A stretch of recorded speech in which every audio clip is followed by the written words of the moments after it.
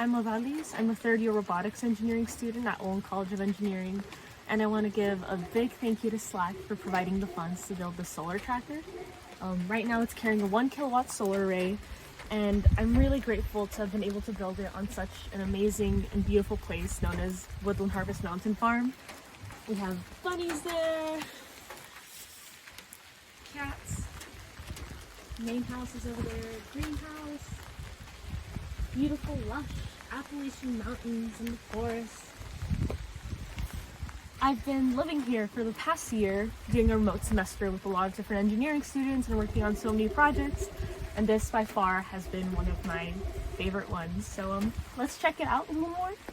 Alright, so we have 4 boards right here, some 2x5s at varying lengths carrying 5 solar panels, and then these are connected to an aluminum tube and a painted steel tube, and then there's 2 heavy-duty hinges right here that can carry a really heavy load, so they'll be able to last.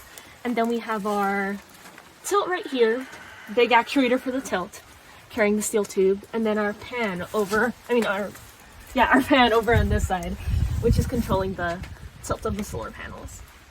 And then they're carried by 2 massive locust posts, cut down and debarked and sanded by yours truly.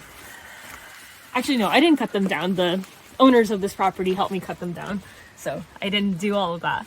And yeah, and then we have some PVC right here to help with all the wiring into the amazing electrical box. All right, so what do we have here? We have a big red emergency stop. That's good for cutting off the power supply whenever the solar panel is being erratic. We have an amazing advanced microprocessor here, the Arduino, holding an AVR. That was a joke. We have a real-time clock right here. We have an accelerometer mounted up there, and 2 H-bridge motor controllers for each of the linear actuators, power supply, buck regulator, and then terminal bars, one buck down to 5 volts and then one 12 volts. And different buttons on the breadboard for controlling the movements of the actuators. And so yeah, this is all hardware for being able to sense what time of day it is, and then based on that time of day, use a sun tracking algorithm to determine the brightest position in the sky.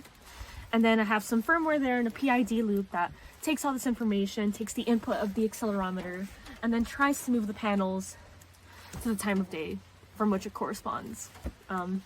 Obviously, because engineering is hectic and it doesn't all work out, the most I've gotten it to right now, because I still need to tune the PID loop, is I can input a set time and have it point to a different part of the sky.